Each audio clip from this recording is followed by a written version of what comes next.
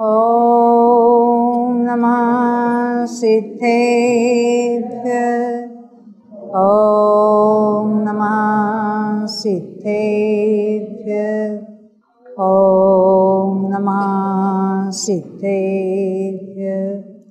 ॐ शुद्धात्मने नमः।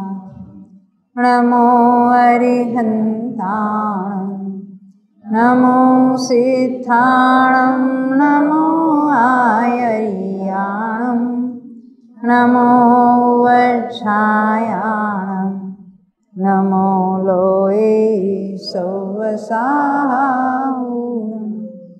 परम भये सब खंडिके कर्म कांड समुदाय सहज अखंडित ज्ञानमय जयवंते जिनराय विघ्न हरन मंगल करन नमो सिद्ध सुखकार नेमि चंद जिन जगतपति साधु वचन गुणदार।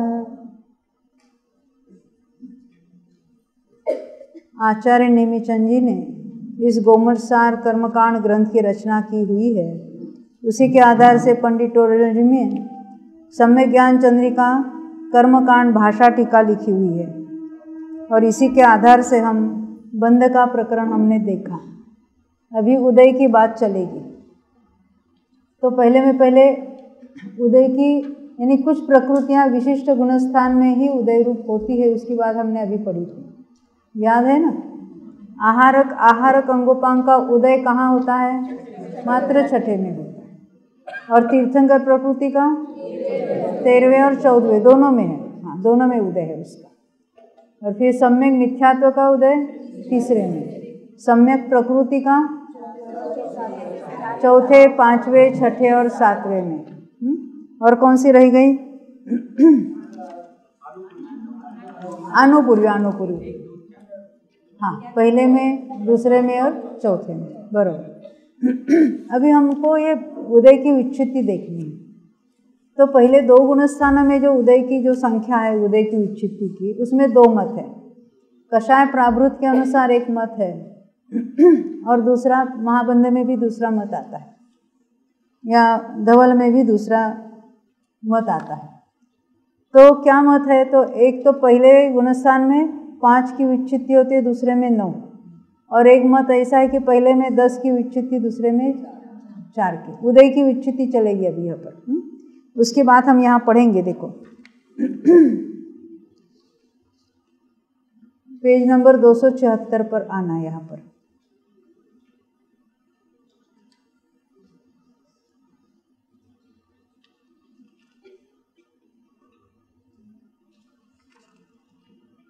हाँ, कौन सी प्रकृति वो यहाँ बताने वाले, उसके पहले 277 पेज निकालना।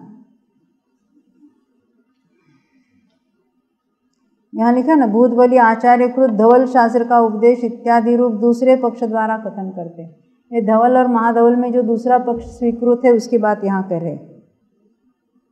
नीचे उसकी टीका 264 की, यानी 277 पेज का लास्ट पैराग्राफ। पहले उदय किसको कहते, यहाँ से बात शुरू की उन्होंने। अपने अनुभाग रूप स्वभाव की जो प्रकटता। अनुभाग बंध कब किया था? बंध के समय। फिर सत्ता में पड़े रहे। अब उसकी प्रकटता कब हुई? फल देने रूप कार्य कब होगा? उदय में आएगा तब उसको उदय कहते हैं। अथवा अपना कार्य करके कर्मपना को छोड़े उसको उदय कहते हैं। क्योंकि कर्मपना को छोड़े का अर्थ क्या है? वो परमाणु अभी उदय रूप है, यानी अभी उसका फलदान चल रहा है। नेक्स्ट समय में वो अकर्म रूप होने वाले हैं, यानी अपना फल देके कर्मपना छोड़ दिया उन्होंने, ये उसका अर्थ होता है। उस उदय का जो अंत, यानी वो उदय अभी यहाँ नहीं रहेगा, इसके ऊपर के गुणस्थानों में, उसको विच्छित्ति कहते हैं। पहले हमने बंध की विच्छित्ति देखी थी, अब यहाँ पर उदय की विच्छित्ति देखने वाले हैं।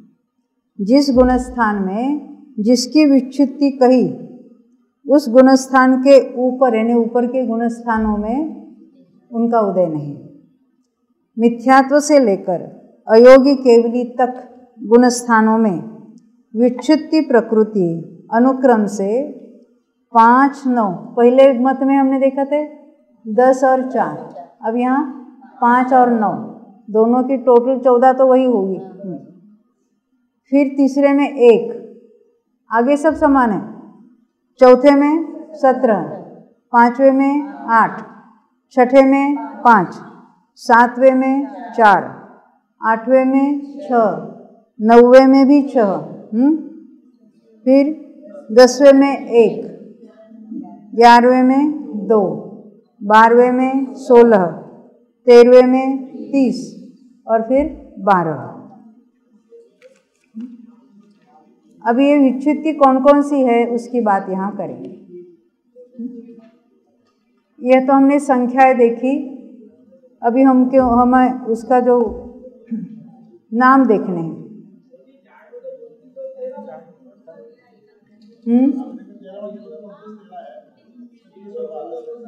वो बताएंगे। एक जीव की अपेक्षा और नाना जीवों की अपेक्षा बात अलग होती है, नहीं समझे। किसी के साता वेदनीय का उदय की विच्छित्ति, किसी के असाता है, वो बात आएगी। वो दो जो डिफरेंस है ना, 29 और 13 कहा तो एक जीव की अपेक्षा एक वेदनीय पहले जाता है 13वें में, और फिर दूसरे वेदनीय 14वें में जाता है। और नाना जीवों की अपेक्षा दोनों वेदनीय रहते हैं, तो एक जीव की अपेक्षा कथन अलग होगा, नाना जीवों की अपेक्षा कथन अलग होगा। तो 13 जो संख्या है वो नाना जीवों की अपेक्षा है, क्योंकि किसी को साता रहा है, किसी को असाता रहा, तो दोनों को गिनना है, इसलिए वहाँ 13 संख्या हो जाती है। आगे बढ़ते देखो, अभी ये प्रकृतियाँ कौन कौन सी है उसको यहाँ देखना है। ये जो 5 प्रकृतियाँ पहले गुणस्थान में कही, उनके नाम देखते हैं। मिथ्यात्व गुणस्थान में, मिथ्यात्व बंध में भी देखा था ना, मिथ्यात्व, आतप, सूक्ष्म, अपर्याप्त और साधारण, ये 5 प्रकृतियों की उदय से विच्छित्ति हुई, यानी इनका उदय मिथ्यात्व गुणस्थान में ही है, अन्य गुणस्थान वालों को इसका उदय नहीं है। क्योंकि देखो ये सब सूक्ष्म है, अपर्याप्त है, साधारण है। अभी अपर्याप्त द्विंद्रियादि में भी होता है, परंतु वहाँ पहले गुणस्थान में ही ये जीव जाएंगे, इनका उदय पहले गुणस्थान वालों के ही होगा, ऊपर के गुणस्थानों में इसका उदय होगा ही नहीं, ये उसका अर्थ होता है। सासादन में वहाँ की कषाय बता देना, जैसे हमने बंध में देखा वैसे अनंतानुबंधी के 4। फिर एकेंद्रिय, स्थावर, द्विंद्रिय, तीन्द्रिय, चतुरिंद्रिय, इन 9 की उदय से विच्छित्ति हुई। देखो आप बहन का प्रश्न अभी था, एकेंद्रिय और स्थावर 2 नाम क्यों लिखे। एकेंद्रिय प्रकृति है, जाति नाम कर्म का भेद है, और स्थावर में से वो नाम कर्म जुदा है। हाँ, एकेंद्रियों के स्थावर नाम कर्म का ही उदय पाया जाता है, और द्विंद्रिय, तीन्द्रिय, चतुरिंद्रिय, पंचेंद्रियों के त्रस नाम कर्म का उदय पाया जाता है। पर वो दोनों ही एक प्रकृति नहीं है, जुदी जुदी है, इसलिए यहाँ जुदा जुदा कथन किया है। तो ये सासादन की कौन कौन सी, एकेंद्रीय, स्थावर, द्विंद्रिय, तीन्द्रिय और चतुरेंद्रिय। और जो पहला मत था ना 10 वाला, उसमें अभी जो हम मिथ्यात्व, आतप, सूक्ष्म, अपर्याप्त, साधारण देखा, उसमें ये 5 मिला दो तो क्या हो गई, 10 हो जाएगी। और उसके मत से दूसरे गुणस्थान में केवल अनंतानुबंधी 4 रह जाएगी। इस मत में 5 और 9 ऐसा लिया, क्योंकि उस सासादन के साथ मरकर उन पर्याय में जाता है और वहाँ जाता ही वो मिथ्यात्व में आता है। ये इनका कथन है, इसलिए 2 मत ऐसे तैयार हुए हैं। हाँ, 1 और 2 में वो टोटल 14 है, टोटल 14 है, उसमें 2 मत है, बस इतना ही। यानी वो सासादन वाला मरकर इन पर्यायों में उत्पन्न होता है, और वहाँ शरीर पर्याप्ति पूर्ण होने के पहले पहले वो मिथ्यात्व में जाता है, पर शुरुआत में वो है, इसलिए उसका उदय कहलाया। परंतु ये मान्य नहीं है सबको, दोनों ही आचार्यों के मत है, इसलिए हमको दोनों को ही स्वीकार करना है। महादवला में तो ऐसा स्पष्ट आता है कि जो मरकर जो कोई मनुष्य है, तिर्यंच है या देव है, सासादन में मरता है और बाद में वो एकेंद्रीय में चला जाता है, तो मारणांतिक में जब तक है सासादन चल रहा है, और मारणांतिक की अवस्था में मिथ्यात्व में आ जाता है, और वहाँ जाके जब मिथ्यात्व में जाके पैदा हो, इसलिए एकेंद्रियों में मिथ्यात्व का, यानी मिथ्यात्व का उदय, एकेंद्रिय का ही उदय होगा मिथ्या दृष्टि को। एकेंद्रिय जीवों में सासादन गुणस्थान उनको मान्य नहीं है। ऐसे दो मत है, बस इतनी बात। देखो पूर्व पक्ष में, पक्ष है ने मत, पूर्व पक्ष में और इस पक्ष में इतना विशेष है कि यहाँ तो सासादन में एकेंद्रिय स्थावर द्विंद्रिय तीन्द्रिय चतुरिंद्रिय का उदय कहा, और पूर्व पक्ष में इनका उदय सासादन में न कहा, मिथ्यात्व में ही कहा। दोनों कथन आचार्यों ने किए हैं, इसलिए दोनों का कथन किया है। अब तीसरे गुणस्थान में किसकी उदय विच्छित्ति होती है? सम्यक मिथ्यात्व की। उनका उदय इसी गुणस्थान में है, अन्यत्र कहीं पर भी नहीं है। तो कहते मिश्र में एक सम्यक मिथ्यात्व प्रकृति की उदय से विच्छित्ति हुई। तो पहले गुणस्थान में कितनी हुई? 5 के नाम बताएंगे? मिथ्यात्व, आतप, सूक्ष्म, पर्याप्त और साधारण। अब दूसरे गुणस्थान में अनंतानुबंधी 4। बराबर। एकेंद्रिय के साथ स्थावर को भी रखना, फिर द्विंद्रिय तीन्द्रिय चतुरिंद्रिय। तो यहाँ एकेंद्रिय और स्थावर को रखा, आतप को क्यों नहीं दूसरे में रखा? मेरा प्रश्न क्या है? एकेंद्रिय और स्थावर को तो मान्य किया दूसरे गुणस्थान में, तो आतप को भी करना था ना। हाँ, अभी हमने वो देखा नहीं ना कहाँ किसका उदय होता है। आतप का उदय शरीर पर्याप्ति पूर्ण होने पर होता है, और ये जो सासादन के साथ एकेंद्रिय में आने वाला जीव शरीर पर्याप्ति के बहुत पहले वो सासादन में से मिथ्यात्व में चला जाता है, एंड बाय दैट टाइम उसका आतप का उदय हो जाए, वो तो मिथ्यात्व में चला ही गया है। ये उसका अर्थ होता है। एकेंद्रिय को स्वीकार किया और आतप को नहीं किया, इसका यही कारण है। आगे बढ़ते देखो चौथे गुणस्थान की बात। चौथे गुणस्थान में संख्या कितनी देखी थी? अभी 17 को याद करना है उदय विच्छित्ति में। अब देखते हैं यहाँ का कषाय, पहले बता देना। तो असंयत में यानी चौथे गुणस्थान में अप्रत्याख्यानावरण 4, वैक्रिक शरीर, वैक्रिक अंगोपांग, नरक देवगति यानी नरक गति, नरक गत्यानुपूर्वी, देवगति, देवगत्या। क्योंकि इसका कैसा हमको अर्थ लगाना, देवों के गुणस्थान कौन सा है? तो चौथे तक ही देवगति का उदय होगा। नारकियों के गुणस्थान चौथे, तो देवगति उसकी अनुपूर्वी, नरक गति उनकी अनुपूर्वी, और वैक्रिक, वैक्रिक अंगोपांग कहाँ तक हो गए? चौथे तक ही हो गए ना। उनकी आयु भी वहाँ तक ही ले लेना। देखो तो वैक्रिक शरीर, वैक्रिक अंगोपांग, नरक देवगति और उनके अनुपूर्वी, ये सब मिलकर 6 हो गए। नरकायु और देवायु। अब देखो मनुष्यानुपूर्वी और तिर्यंचानुपूर्वी भी यही लेना। क्यों?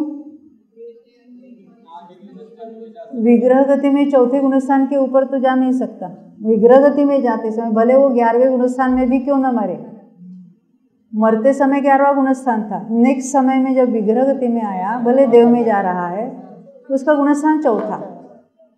तो मनुष्यानुपूर्वी वो तो वहाँ तो देवानुपूर्वी है, या देव मरकर जब मनुष्य में आए तो मनुष्यानुपूर्वी का उदय है, गुणस्थान चौथा है। ख्याल में आती है बात? तो मनुष्य और तिर्यंचानुपूर्वी, दुर्भग, अनादेय और अयशस कीर्ति, इन 17 की विच्छित्ति हुई। ये जरा याद करने के लिए ज़्यादा है ना। पहले तो 4 कषाय बता देना। कौन से 4? अप्रत्याख्यान। अभी देव और नरक संबंधी सब, इसको वैक्रिक षटक भी कहेंगे, यानी नरक गति नरगत्यानुपूर्वी, देवगति देवगत्यानुपूर्वी, वैक्रिक वैक्रिक अंगोपांग। उनकी आयु भी बता देना, नरकायु और देवायु। यहाँ तक तो 12 हो गए। फिर अन्य भी 2 अनुपूर्वी यहीं पर बता देना, मनुष्यानुपूर्वी, तिर्यंचानुपूर्वी। अब रहेगी वो 3, दुर्भग, अनादेय और अयशस कीर्ति। देखो अयश कीर्ति का उदय चौथे तक ही है, बंद कहाँ तक था? छठे तक।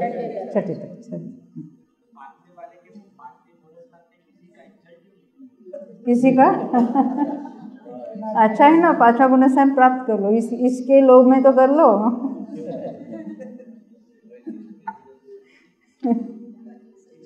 हम आपको सब ट्रिक्स बता रहे, सब फायदे बता रहे, अभी आप नहीं कर रहे तो हम क्या करें।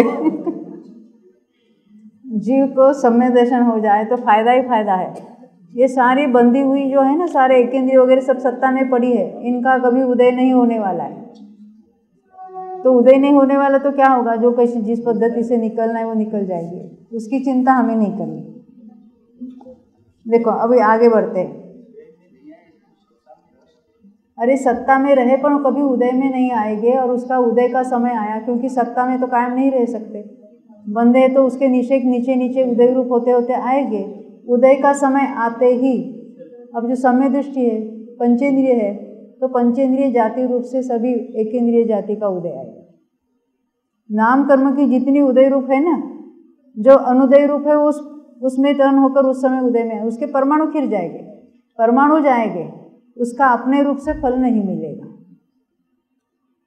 परमाणु अभी जो उदय रूप प्रकृतियां हैं उस रूप होकर उदय में आएंगे। ऐसा ही कर्मों का ये पद्धति है उसकी उदय में आने की। बंदा है तो कोई रुकने वाला नहीं है, प्रदेश का उदय तो होगा ही होगा। अपने रूप से होता है क्या पर रूप से होता है, ये डिपेंड्स। देखो अभी देश चौथे की कितनी प्रकृतियां देखी, 17। 5वें की, हाँ तो 5वें के कषाय तो 4 है। अब तिर्यंच गति कौन से गुणस्थान तक होगी, 5वें। तो 5वें तक उसका उदय है कि नहीं है, तो वो उदय बता देना। यहाँ तिर्यंच गत्यानुपूर्वी लेना कि नहीं लेना, नहीं लेना, वो चौथे में गई। तो यहाँ 4 तो कषाय, कौन से 4, प्रत्याख्यानावरण 4। तिर्यंच गति को ले सकते हैं, उद्योत को लेंगे, तिर्यंच आयु को लेंगे और नीच गोत्र को लेंगे। यानी नीच गोत्र का उदय 5वें गुणस्थान तक, क्योंकि तिर्यंचों के 5वें गुणस्थान हो सकता है और तिर्यंचों गोत्र पाया जाता है, तो 5वें गुणस्थान तक नीच गोत्र का उदय है, ये कहना चाहते हैं। ये तो 8 हो गए। छठे गुणस्थान में कितने बताए, कौन से 5,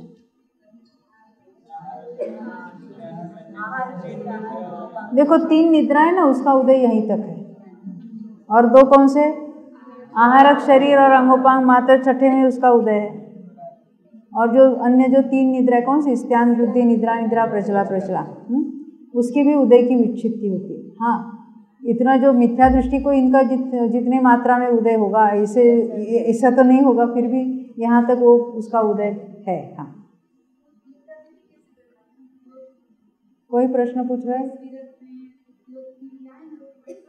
उद्योत भी लिया, उद्योत भी, उद्योत वाले तिर्यंच हो गए कि नहीं हो गए, नहीं समझे। पंचेंद्रिय तिर्यंच उद्योत वाले हो गए कि नहीं हो गए, नहीं समझे।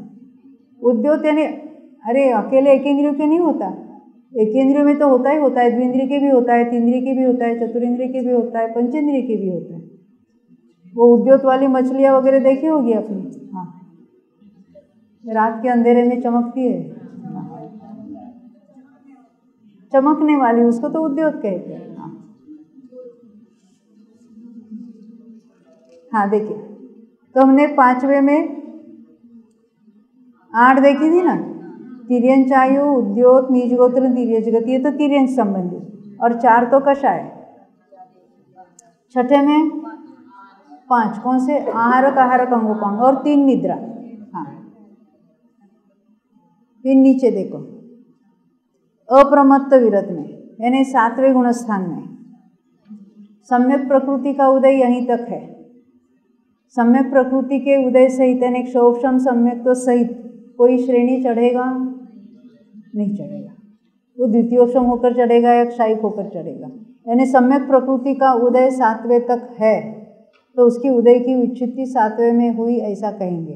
तो एक हुई सम्यक प्रकृति, सम्यक तो मोहनीय, और अर्धनाराज, कीलित और असंप्राप्त सुपाटिका सहनन, ये 3। उसका अर्थ क्या है, ये पंचम काल के मनुष्य ये 6ठे 7वें गुणस्थान तक ही क्यों जाते हैं, ऊपर क्यों नहीं जाते हैं, उनके नीचे के 3 सहनन हैं, तो यहाँ तक उसका उदय हो सकता है। तो इन 3 सहनन वाले 7वें गुणस्थान तक जाते हैं, उसके ऊपर नहीं जाएंगे, ये उसका अर्थ है। उसके उदय यहाँ तक है, ये उसका अर्थ होता है। ये 7वें तक है। तो 7वें गुणस्थान की कितनी हो गई? 4।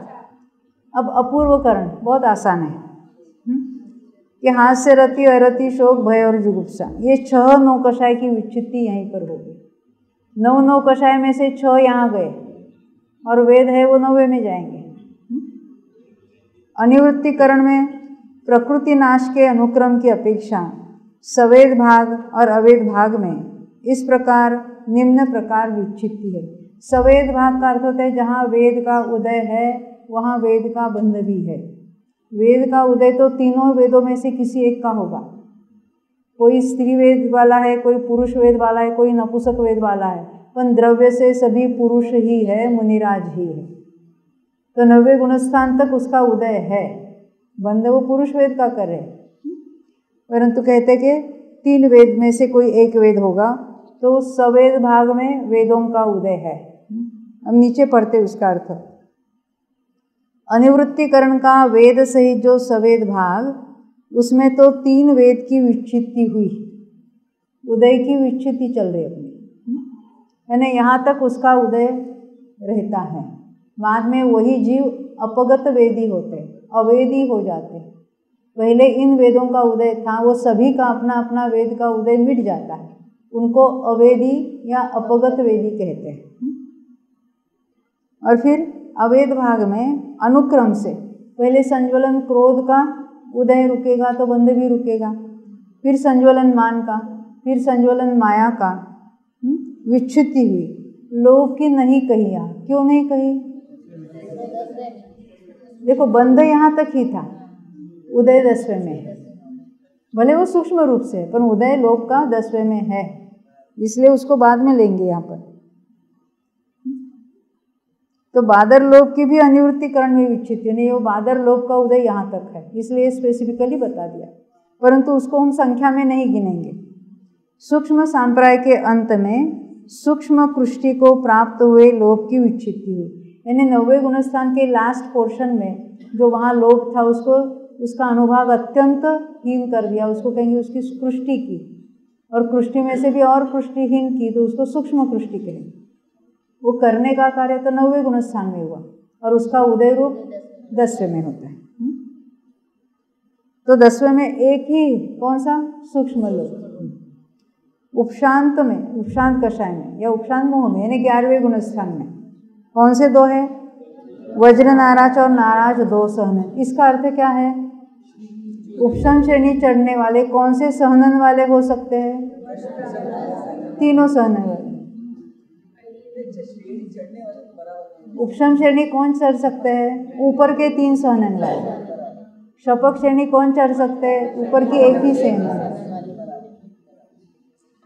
और नीचे के 3 सहनन वाले कहाँ तक जा सकते हैं? 7वें गुणस्थान, 7वें तक। इसलिए 11वें गुणस्थान में ये 2 की बंद उदय की विच्छित्ति कही। फिर से देखो, वज्र नाराज और नाराज 2 सहनन की विच्छित्ति हुई। यहाँ उदय का ही प्रकरण है, उदय की विच्छित्ति। हाँ, अब 280 पेज पर क्षीण मोह गुणस्थान के अंतिम 2 समयों में से पहले द्विचरम समय में, यानी उपांत समय में, निद्रा और प्रचला 2 की उदय से विच्छित्ति हुई। देखो वहाँ तक वो उदय ने अभी वो नहीं के बराबर है, परंतु वो कर्म पड़ा है तो उसका उदय 12वें के उपांत समय तक हो सकता है। अंतिम समय में 5 ज्ञानावरण, 5 अंतराय, 4 दर्शनावरण, इन 14 की विच्छित्ति हुई। इस प्रकार 16 हुए। यहाँ तक ख्याल में आई बात? यानी उनका क्षय भी यहाँ पर है ना, तो इनके 16 की उदय की भी विच्छित्ति होगी। सहयोग केवली गुणस्थान में 2 वेदिनियों में से एक कोई वेदिनी, देखो किसी को साता की विच्छित्ति हुई, किसी को असाता की, और बाद में दूसरा वहाँ उदय चलता है उसका, यानी किसी को साता का उदय, किसी को असाता का विदय, कहाँ तक? 14वें तक ये बात होती है। तो 2 वेदिनियों में से कोई एक वेदिनीय, वज्र वृषभ नाराज सहनन निर्माण, फिर स्थिर और असर। देखो बंध में स्थिर बनता है या अस्थिर बनता है, उदय में दोनों एट ए टाइम। ये तो ध्रुव उदय प्रकृति, वो भी अपना हुआ नहीं है, हम बताएंगे उसको भी।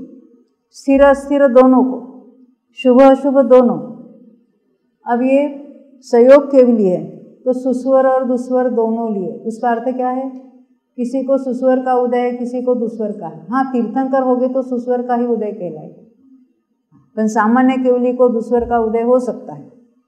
प्रशस्त और अप्रशस्त विहाय गति, औदारिक शरीर और अंगोपांग। इसका अर्थ क्या है? यहाँ तक उसका उदय है 14वें के अंत तक, यानी यहीं तक ही शरीर के परमाणुओं का ग्रहण भी हो रहा है। औदारिक शरीर नाम कर्म के उदय से औदारिक के परमाणुओं का ग्रहण हो रहा है। बाद में ये ग्रहण रुक जाएगा, क्योंकि उसी से वो योग भी है ना वहाँ पर। कारमान का योग अलग है और ये इन शरीरों संबंधी योग भी यहाँ तक है। तेजस शरीर, कारमन शरीर, इनका उदय रुक जाएगा तो अभी नए कर्म भी नहीं ग्रहण करेंगे। तेजस की वर्गणाएं भी ग्रहण यहाँ तक ही होगी, आगे नहीं होगी। संस्थान 6, उसका अर्थ क्या है? कौन से संस्थान सहित केवल ज्ञान हो सकता है? हाँ, अरे वज्रवृषभ वो तो सहनन है। हम समचतुरस्र तीर्थंकर के होगा। यहाँ क्या लिखा है? 6 संस्थानों के उदय की विच्छित्ति का अर्थ क्या है? किसी भी संस्थान के साथ केवल ज्ञान होने में कोई बाधा नहीं है। नहीं समझे? बाधा हमें तब आती है हमारा बच्चा हाइट वाला है और हमारे बहू इतनी मिलती है तो हम एक दूसरे का संस्था देखते रहते हैं ना। हाँ, नहीं समझ में आया, अब समझा देते स्टोरी बता के। मेरी एक मौसी है, मेरे से 2 साल छोटी है, तो मेरे बच्चे उसके बच्चे भी एक ही उम्र के हैं। तो उसके लड़के की शादी कर, अभी मेरी तो लड़की है, जल्दी शादी हो गई, तो उसके लड़के की शादी का प्रसंग आया। तो बहुत लड़कियां देख रही थी, कोई लड़के को पसंद नहीं आ रही। लड़का कितना बड़ा, कितना हाइट वाला? 5'10" के 5'11" वाला, गोरा एकदम अच्छा। तो बहुत सारी लड़कियां देखे तो पसंद नहीं आए। तो एक दिन फ़ोन आया, उज्ज्वला मेरे लड़के ने एक लड़की पसंद कर ली है। बहुत अच्छी बात है, प्रॉब्लम क्या है? नहीं, एक प्रॉब्लम है। क्यों? वो 4 फुट और 10 इंच की है और ये 5'11" का है। तब क्या करे? लड़के ने लड़की पसंद कर दी है तो तुम्हें क्या प्रॉब्लम है? और 1 फुट इतना हड्डी और मांस लेके तो क्या करने वाली है? इस शब्द में उसको बता दिया। वो भी थोड़ा तत्व ज्ञान जानती, उसको भी रुचि है अभ्यास की, तो वो समझ गई मुझे क्या कहना है। तो वो शादी भी हुई। अब आज कितने साल हो गए? 25 साल के ऊपर हो गए। तो हम ही पहले हमको ऐसा चाहिए वैसा चाहिए, संस्थान और ऐसा है, ये सब चलता रहता है ना। ये 6 संस्थानों का उदय वो 13वें गुणस्थान तक है, तो 14वें वाले को क्यों नहीं है? अभी सब यहीं के उदय मिट जाएंगे, क्योंकि उसके उदय है तब तक शरीर के परमाणु उस रूप से आना ढलना वो सब बातें चलती है। अब इन सब के उदय मिटने वाले हैं, तो अभी शरीर के परमाणु का ग्रहण उसमें डालना वगैरह वो सब बातें बंद हो जाएगी। वर्णादि 4, अगुरु लघु, उपघात, परघात, उच्छ्वास, ये 4 और प्रत्येक शरीर। क्योंकि इन नाम कर्मों के निमित्त से शरीरों की रचना होती थी। अब नए परमाणु लेना रुक गया है। जो शरीर ऑलरेडी बना है उसमें से केवल परमाणुओं का छूटना चलेगा, कर्मों का भी और शरीर के परमाणुओं का भी। 14वें गुणस्थान में क्या होता है? No intake, only output. 30 प्रकृतियों की विच्छित्ति हुई। अब देखो नीचे का करेगा। अयोग केवली गुणस्थान के अंतिम समय में 2 वेदनीय में से एक कोई वेदनीय, वहाँ एक वेदनीय गया तो दूसरा यहाँ जाएगा। मनुष्य गति पंचेंद्रिय, क्योंकि मनुष्य गति का उदय कहाँ तक है? 14वें तक है। पंचेंद्रिय जाति, अनुपूर्वी क्यों नहीं ली? 4थे में गई। सुभग, त्रस, बादर और पर्याप्त, ये 3, आदेय, यश, कीर्ति, तीर्थंकर, मनुष्यायु और उच्चगोत्र 12 की विच्छित्ति हुई। यह विच्छित्ति नाना जीवों की अपेक्षा कहते हैं। क्या कहा? अनेक जीवों की अपेक्षा, किसी को कोई है, किसी को कोई है।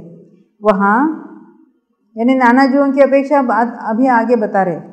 सहयोगी अयोगी गुणस्थान में साता रसाता में से एक ही की विच्छित्ति कही, वह तो एक जीव की अपेक्षा कही है। एक जीव की अपेक्षा हमने अयोगी में 12 कहते हैं। नाना जीवों की अपेक्षा सहयोगी गुणस्थान में साता रसाता दोनों की विच्छित्ति नहीं है, इसलिए सहयोगी अयोगी में एक जीव की अपेक्षा 30 और 12 की विच्छित्ति है, और नाना जीवों की अपेक्षा 29 और 13 की विच्छित्ति है। ये समझ में आई बात? चार्ट में आपका प्रश्न था ना, कोई गड़बड़ हो गई है। वो नाना जीवों की अपेक्षा 29 और 13 है, और एक जीव की अपेक्षा 30 और 12 का है।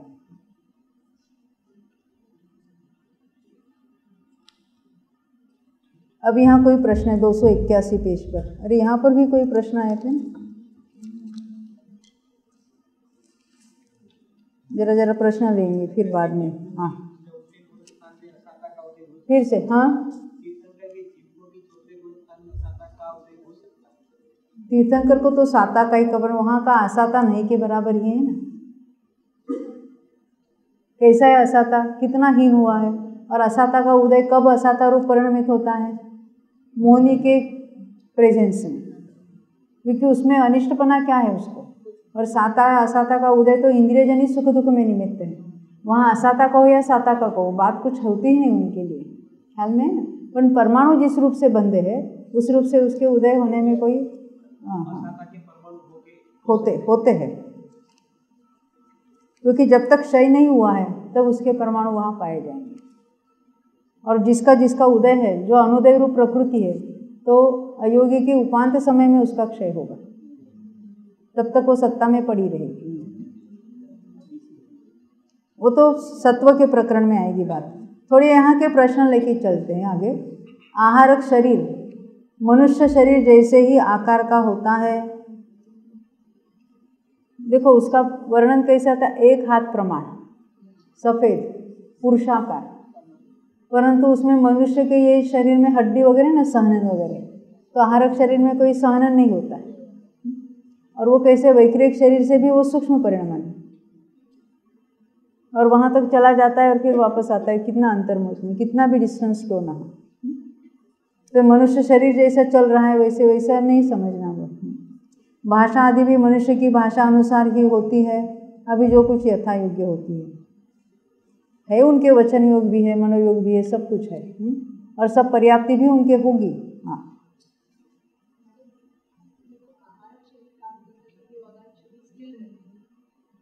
हाँ, जब आहारक शरीर काम करता है तो औदारिक शरीर स्टिल रहेंगे, क्योंकि वो इतना फ्रैक्शन ऑफ वो काल है, छठे गुणस्थान से भी छोटा काल है। परंतु आत्मा के प्रदेश ऐसे टुकड़े होकर उसमें नहीं जा रहे, वो तो पूरे एक ही आत्मा के प्रदेश है। विस्रसोपचय का मतलब क्या है? देखो, विस्रसा यानी नेचुरल, उपचय यानी संचय। नेचुरली जो संचित हुए हैं, नेचुरली का अर्थ क्या है? परमाणु का बंध कब होता है? उसके स्निग्धांश रुक्षांश में जो 2 का डिफरेंस हो जाता है तो उनका आपस में बंध हो जाता है। तो यहाँ पर भी ये विस्रसोपचय किसको कहेंगे? ये जो कारमाण वर्गणा कर्मरूप हुई है, तेजस वर्गणा तेजस शरीर रूपे हुई है, और ये आहार वर्गणा से औदारिक शरीर बना है। ये जो तीनों ही अलग अलग शरीर है, उसके एक एक परमाणु के साथ जीव राशि से अनंत गुणा इतने अन्य परमाणु जो हमारे कोई लगते नहीं है, वो स्निग्धांश रुक्षांश के कारण उसके साथ बंध रूप होकर उसी एक प्रदेश में स्थित है। तो जितना औदारिक शरीर का है, ये जो कितना है, तो जीव की अवगाहन है उतने शरीर की भी है। वहीं पर उसका विस्रसोपचय, कारमाण का विस्रसोपचय वहीं पर है, तेजस का विस्रसोपचय भी वहीं पर है। यानी वो कर्म में इतने अनंत परमाणु, तो उसका विस्रसोपचय में कितना अनंत हो गए, क्योंकि एक परमाणु के साथ जीवन से अनंत गुणा, तो सभी परमाणुओं के साथ अभी कंपैरिजन करो,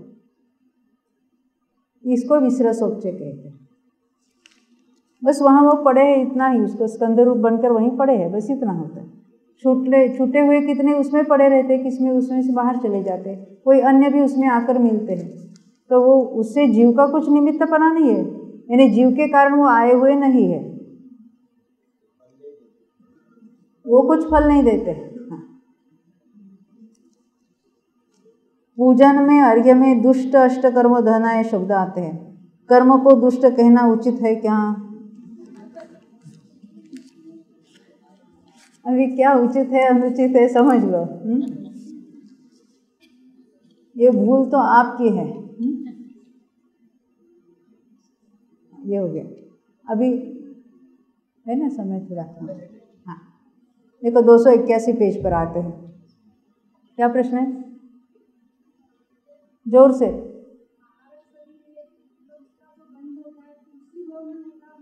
हाँ आपने कहीं प्रश्न पूछा था ना। अच्छा, जिस भव में आहारक का बंध हुआ उसे भव में उदय तो होगा ही होगा, हो सकता है नहीं, और होगा ये जरूरी नहीं है, क्योंकि जिसके वो आहारक वृद्धि है वो जरूरी नहीं कि आहारक शरीर बनाएगा और वहाँ जाएगा। देखो अगले भव में मैंने कब बनेगा, क्योंकि मनुष्य से तो मनुष्य होने से रहा। देव में गया तो मिनिमम आयु कितनी होगी? जो मुनि बने हैं पल्लों की सागरों की तो होगी ना, अनेक सागरों की होगी। तो आहारक शरीर की सत्ता पल्ले के असंख्यात विभाग से ज़्यादा नहीं रह सकती। वो फिर दोबारा आएगा, दोबारा बंधेगा, क्योंकि ऐसा भी आता है कि एक बार बंधा है तो दोबारा जब मुनि होंगे तो बांधेंगे, तब जाके वो बनाएंगे। जब तक देव में सागरों में तो उनकी इतने वो आहारक की सत्ता नहीं रहती, इतनी समय तक निकल जाती है। अभी अभी हमारे वो पढ़ने में आया, कहाँ अपने 16वें भाग में ना, आप आई थी ना, आहारक की सत्ता पल्ले के असंख्यात विभाग से ज़्यादा नहीं रहती। हाँ धवला की 16 पुस्तक खबरें चल रही ना हमारी, उसमें ये बात बहुत आई है, उस पर बहुत हमारी चर्चा चली थी। यही प्रश्न था ना आपका। हाँ देखो पेज नंबर 281, यहाँ क्या प्रश्न पूछा देखिए। पहले गुणस्थानवत सहयोगी केवली में भी साता असाता का उदय होगा, ऐसी शंका को दूर करते हैं। क्योंकि पहले गुणस्थान में कैसा उसका अपने अपने अनुभाग सहित उदय होगा, और पहले गुणस्थान वाले में मिथ्या दृष्टि है, और वो साता का असाता का उदय का अर्थ क्या है? वो संयोगों को देख देख कर सुख या दुख रूप अनुभव कर रहा है, स्वयं उस रूप को मान के चल रहा है, तो उसको साता का असाता का उदय भी कहेंगे।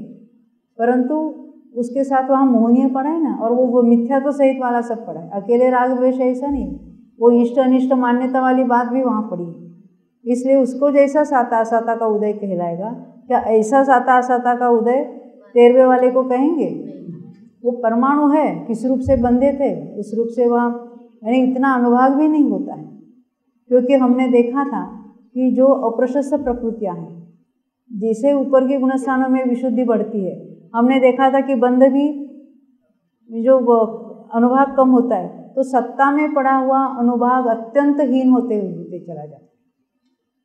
फिर से सत्ता में जितना अनुभाग पड़ा था अप्रशस्त का, वो प्रति समय अनंत गुणाहीन होता होता चला जाता है जब श्रेणी में चढ़ा तब से, यानी वो नहीं के बराबर रहा। जैसे हम आपको पढ़ते कोई वो पोटेशियम परमैंगनेट का हमने वो पानी बनाया, कैसा वायलेट कलर का दिखता है ना, वो एक गिलास भर के, और फिर हमने वो एक बड़े हाउज में डाल दिया, तो कैसा होगा? वो डाइल्यूट होगा। उसमें है कि नहीं, दिख रहा है ना, है। उसमें से एक गिलास निकाला और वो बहुत बड़े तालाब में डाला, तो उसमें वो परमाणु होगे कि नहीं होगे? होगे। उसमें से एक गिलास निकालो और आपके वो महासागर में डाल के जाके डालो, उसमें परमाणु होगे कि नहीं होगे? अभी नहीं के बराबर कहेंगे ना, हम कहेंगे नहीं है, ऐसा ही उसको समझ, ये नहीं के बराबर हो जाते, क्योंकि साता का बंध हो रहा है तो बंधने वाले में उसका भी परिणमन भी हो रहा है, बंधने वाले में संक्रमण होता है, ये रूल है। तो असाता का कितने परमाणु साता रूप हो रहा है, ये भी हो रहा है, क्योंकि साता का उत्कृष्ट अनुभाग बन रहा है, तो असाता का अनुभाग भी घट रहा है और कितने ही साता रूप हो रहे हैं। फिर भी जो असाता रूप परमाणु है उसको कहेंगे उसका उदय है, परंतु वो नहीं के बराबर है वहाँ पर। यही बात यहाँ बता रहे, देखो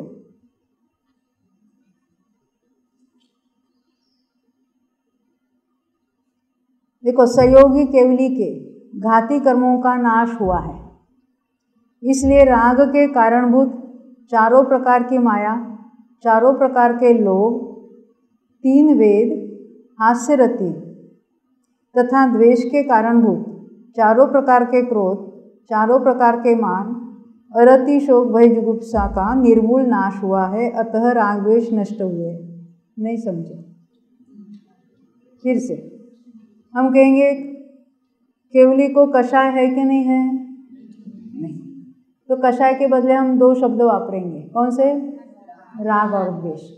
अब राग और द्वेष के बदले में हमको वो कषायों में विभाजित करना है। टोटल कितने होते हैं? 25 है ना। चारित्र मोहिनी के कितने भेद है? 25। यानी जीवों के कषायों के भी 25 भेद है। तो राग में कौन से आएंगे और द्वेष में कौन कौन से आएंगे? हाँ बोलो, राग में क्या क्या आएगा? राग में माया और लोभ। कितने प्रकार के? 4 और 4, 4 माया और 4 लोभ। और क्या? 3 वेद और हास्यरति। हाँ, ये क्या होगा?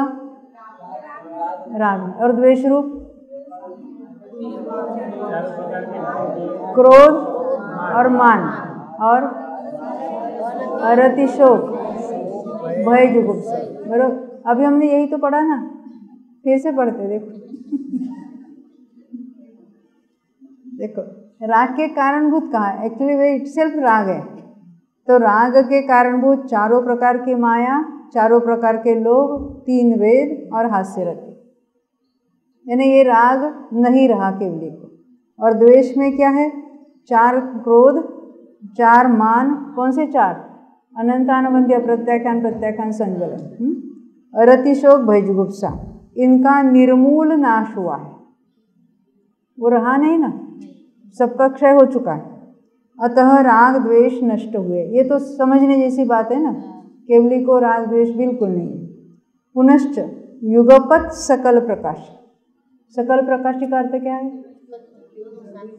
सबको जानने वाला। केवल ज्ञान कैसा है? युगपत सबको जानने वाला है।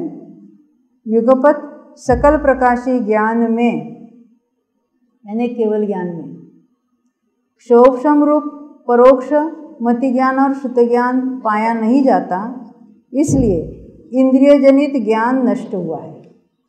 केवल ज्ञानी कौन से इंद्रिय से जानते हैं? वो तो आत्मा का ज्ञान डायरेक्ट है, प्रत्यक्ष ज्ञान है, उनके इंद्रिय ज्ञान नहीं है। इस कारण अभी इंद्रिय जनित जो सुख दुख है ना, उसको यहाँ साता असाता किसमें निमित्त है? इंद्रिय जनित सुख दुख में। अब इंद्रिय ज्ञान ही नहीं रहा है उनके। इंद्रियों के जानना, इंद्रियों से जानना भी उनके नहीं रहा। वो प्रत्यक्ष ज्ञान के द्वारा जानते हैं। इस कारण केवली के साता असाता वेदिनी के उदय से सुख दुख नहीं है, क्योंकि सुख दुख इंद्रिय जनित है और उनके इंद्रिय जनित ज्ञान है ही नहीं है। पुनश्च वेदनीय का सहकारी कारण मोहनीय का अभाव हुआ है, क्योंकि मोहनी के उपस्थिति में ही वो सुख दुख रूप मानेगा, इष्ट अनिष्ट और राग द्वेष करेगा। अब मोहनीय ही नहीं रहा है तो उसके ना राग द्वेष है और ना ही उसके सुख दुख रूप परिणाम है। इसलिए वेदनीय का उदय होते हुए भी वह अपना सुख दुख देने रूप कार्य करने को समर्थ नहीं है। उसको साता का उदय कहो या असाता का, उसमें तो कुछ चेंज ही नहीं है। अरे केवली को असाता का कैसा उदय होगा? अरे वो होगा तो भी क्या, उसका तो कुछ वहाँ फल नहीं चल रहा है। अब नीचे का पैराग्राफ, केवली के साता वेदनीय का बंध एक समय की स्थिति वाला होने से, यानी आता है और उसी समय चला, वो रुकता नहीं है। उदय रूप ही कहने में आता है, उसको उदय रूप ही है। तथा केवली के असाता वेदनीय का उदय साता रूप होकर परिणमता है। किस कारण? क्योंकि केवली के विशुद्धि विशेष है, इसलिए असाता वेदिनी की अनुभाग शक्ति अनंत गुणाहीन हुई है। हमने देखा ना, श्रेणी में चढ़ते चढ़ते प्रति समय अनंत गुणा विशुद्धि होती है तो अप्रशस्त कर्मों का अनुभाग कितना घटते चला जाता है। और मोह का सहाय था, उसका अभाव हुआ। मोह के उपस्थिति में वो सुख दुख रूप परिणमता था। अब मोह तो रहा नहीं कोई। इस कारण असाता वेदनीय का अप्रकट सूक्ष्म उदय है। हाँ, उदय कहलाएगा उसको, इसीलिए किसी को शांता का किसी का असाता जो कहते हैं ये इसका अर्थ है। तो नहीं के बराबर है, परंतु किसी को वो सूक्ष्म उदय कहेंगे उसको।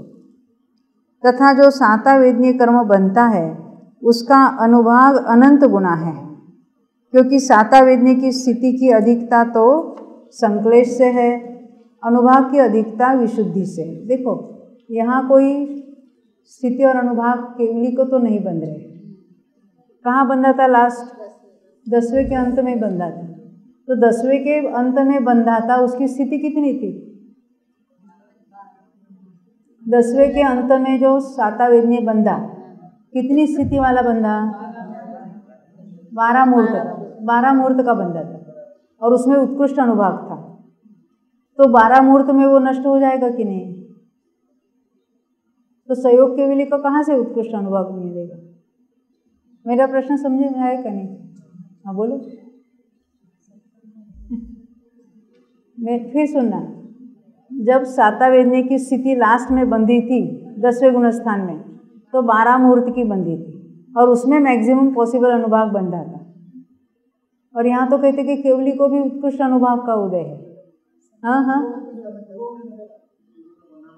पूर्व का बंधा कहाँ, पर उत्कृष्ट अनुभाग से नहीं था ना।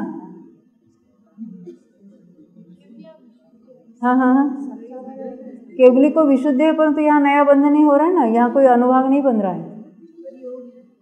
योग है तो उदय, योग से बंध है, परंतु वो आता है और चला जाता है, वो रुकता नहीं है यहाँ का योग से, क्योंकि कषाय नहीं है। हाँ हाँ, देखो देखो, ये अनुभाग का भी उत्कर्षण कहेंगे, उसके लिए बंध की अपेक्षा है। जब वो केवली ने वो तो 12 मूर्त का बांधा, 10वें वाले ने 12 मूर्त का बांधा, स्थिति इतनी बांधी, परंतु अनुभाग कितना बांधा? सर्वोत्कृष्ट बांधा। तब सत्ता में अधिक स्थिति वाले पड़े थे, स्थिति अधिक थे कोई बात नहीं, परंतु उसमें अनुभाग कम था, तो जितनी सत्ता में पड़ी थी उसका सबका अनुभाग इतना उत्कृष्ट हो गया। और जब तक सहयोग केवली में उदय चलेगा वो उत्कृष्ट अनुभाग का ही उदय चलेगा, ये उसका अर्थ होगा। नया बंध जब उत्कृष्ट विशुद्धि के साथ शांता वेदनीय का उत्कृष्ट अनुभाग बन रहा था, तो पूर्व अवस्था में बंधे हुए जो सागरे पड़े थे वहाँ पर, उनका अनुभाग भी बढ़ गया। नए बंधने के साथ वो स्थिति अनुभाग का बढ़ना होता है। यहाँ स्थिति तो बढ़ेगी नहीं, परंतु अधिक स्थिति वाले परमाणु में अनुभाग बढ़ जाएगा, ये उसका अर्थ होता है, और फिर उसका उदय चलता रहेगा।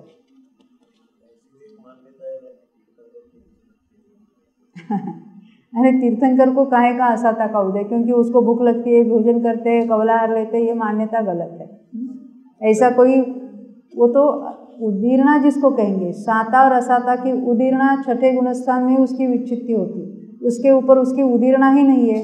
उदीर्णा ही नहीं है तो उससे कारण लगने वाली क्षुधा और तृषा भी 7वें गुणस्थान से ऊपर कहीं, 7वें में भी नहीं और ऊपर भी नहीं।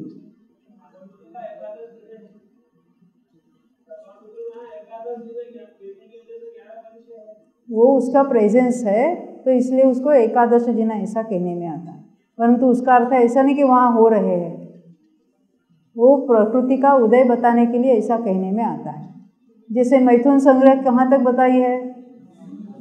क्यों? अरे 5वें गुणस्थान से ब्रह्मचर्य लिया हुआ है, और मैथुन संज्ञा वहाँ क्यों कह रहे हैं?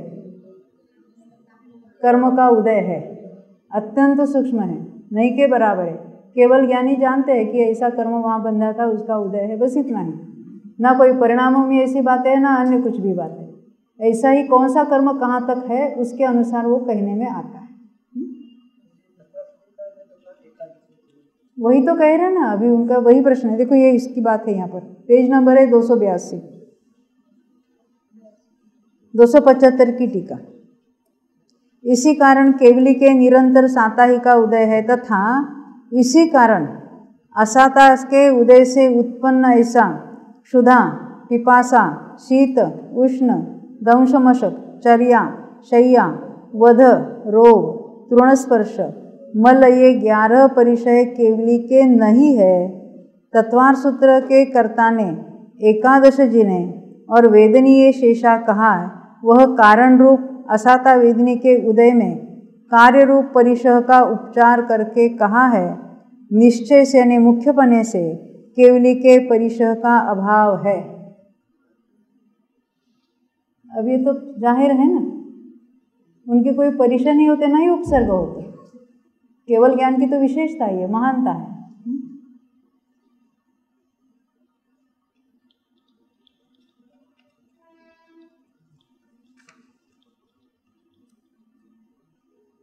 हाँ, देखो अभी हम ये उदय की बात फिर दोहराते हैं। मिथ्यात्व में कितने की उदय विच्छित्ति देखी थी हमने? 5 के नाम बताएंगे? हाँ, मिथ्यात्व, आतप, सूक्ष्म, अपर्याप्त और साधारण। यानी 5 और 9 के ऐसा पहला मत बताएंगे, बाद में 10 और 5 का कहेंगे। और दूसरे की कितनी होगी? 9। हाँ हाँ, अनंतानुबंधी 4। हाँ, एकेंद्रिय स्थावर, द्विंद्रिय, तीन्द्रिय और चतुर्ंद्रिय। पहले 2 की हो गई छुट्टी। और फिर 10 और 4 कैसे कहेंगे? हाँ, वो पहले 5 और ये एकेंद्रिय आदि 5, 10 वहाँ कहेंगे। तो दूसरे में 4 कौन सी रहेगी? अनंतानुबंधी 4। तीसरे गुणस्थान में कौन सा? एक सम्यक मिथ्या। चौथे गुणस्थान की 17 कौन बताएगा? इनका तो याद है हमारे। अरे आप भी बताएंगे, बोलो बोलो। हाँ हाँ, चौथे गुणस्थान की बता देना। 4 कशा है? अप्रत्याख्यान 4। फिर हाँ, वैक्रिक षटक कहूँ ना, यानी देवगति देवगत्यानुपूर्वी, नरगति नरगत्यानुपूर्वी, वैक्रिक वैक्रिक अंगोपा, नरकायु और देवायु, और नरकायु 2 हो गए। अब हाँ, अभी अनुपूर्वी में तिर्यंच आयु नहीं कहना, अनुपूर्वी मनुष्यायु तो चलेगी 14वें गुणस्थान तक। हाँ, तो अनुपूर्वी 2, अब 3 रह गए। दुर्भग, अनादि और अयशस्वी। ये चौथे गुणस्थान की 17 हो गए।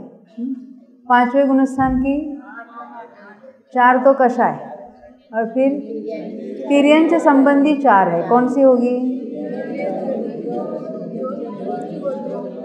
तिर्यंच गत्यानुपूर्वी होगी कि नहीं होगी? नहीं। तिर्यंच गति, उद्योग, तिर्यंच आयु और नीच गोत्र। अब छठे गुणस्थान। हाँ, आहारक शरीर अंगोपांग और 3 निद्रा है। 5 हो गई ना। 7वें में हाँ, कौन सी? सम्यक प्रकृति 1 और 3 सहनन, नीचे के 3 सहनन। 8वें में 6 9 कषाय, हास्य, रति, अरति, शोक, भय, जुगुप्सा। अब 9वें में हाँ, कौन से? 3 वेद और क्रोध, मान और माया, संजुलन। 10वें में सूक्ष्म लोभ 1। 11वें में 2 सहनन। कौन से? वजन, नाराज और नाराज। हाँ। फिर 12वें में हाँ, कौन सी? 16। हाँ, उपांत समय में निद्रा और प्रचला, और अंतिम समय में ज्ञानावरण की 5। हाँ, 14 और 2 16। 13वें में 13वें की लंबी लिस्ट है। हाँ, 13वें की कौन बताएंगे? एक कोई वेदनी है, 2 वेदनी में से एक वेदनी हो जाएगी। और हाँ, वज्रषभ, नाराज, सहन, निर्माण। फिर देखो ये ध्रुवोदयी वाली भी बता ना, स्थिर अस्थिर, शुभ अशुभ, सुस्वर दुस्वर और 2 विहाय गति। ये जोड़ी जोड़ी ये बता देंगे। हाँ, फिर वो शरीर अंगोपांग सब बताना। औदारिक शरीर अंगोपांग, तेजस शरीर, कार्बान शरीर, 6 संस्थान। हाँ, 6 संस्थान में वर्णादि 4, अगुरु लघु उपघात, परघात, उच्छ्वास और प्रत्येक शरीर, ये 30 हो गए। 24 और 6 30 हो गए। यहाँ तक समझे? ये याद करने में कठिन है, परंतु 2-4 बार सुन तो लो। अब 14वें गुणस्थान में एक रिमेनिंग वेदनी है। एक जीव की अपेक्षा बात अलग होगी, नाना जीवों की बात अलग होगी। नाना जीवों की अपेक्षा साता असाता दोनों भी चल रहा है ना, बंध किसी सर्वोदय चल रहा है, इसलिए उसको 13वें में नहीं गिनेंगे, 14वें में दोनों को गिनेंगे। इसलिए 29 और 13 या 30 या 12 का डिफरेंस वहाँ होगा।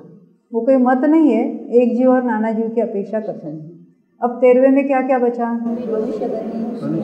मनुष्य गति, पंचेंद्रिय जाति, हाँ हाँ, त्रस बादर पर्याय,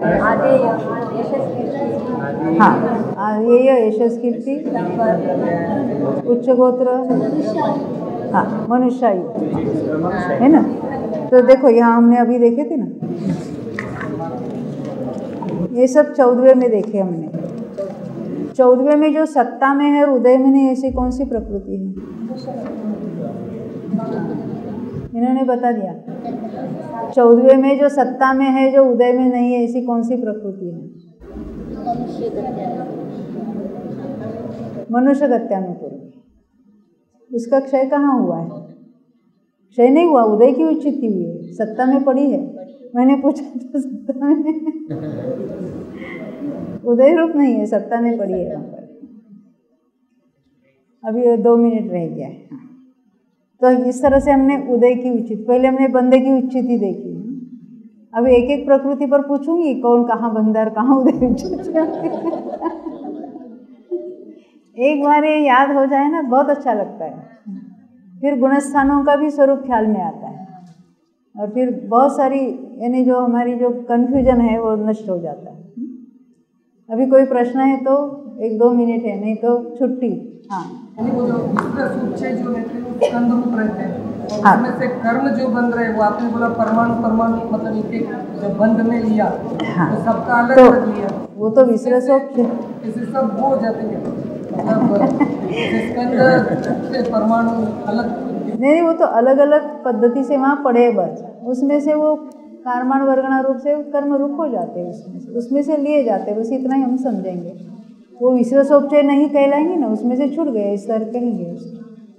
तो कर्म रूप होने योग्य है इस तरह से। प्रत्येक शरीर का वो समझ है, प्रत्येक शरीर का उदय जो है किसमें? मेरे मतलब प्रत्येक शरीर का उदय, प्रत्येक शरीर का उदय में क्या 13वें में उदय था, 14वें में नहीं है? 14वें में नहीं है, क्योंकि प्रत्येक शरीर ने वो प्रत्येक, अभी केवली का प्रत्येक शरीर कहलाएगा ना, तो उसके परमाणु ग्रहण करना रुक गए हैं। शरीर है, अभी वो छूटना चलेगा, ग्रहण करना रुक गया है, क्योंकि उसके उदय में ग्रहण हो रहे हैं। अभी रुकेंगे यहाँ पर, बाकी कल बात। बोलो 2400 भगवान।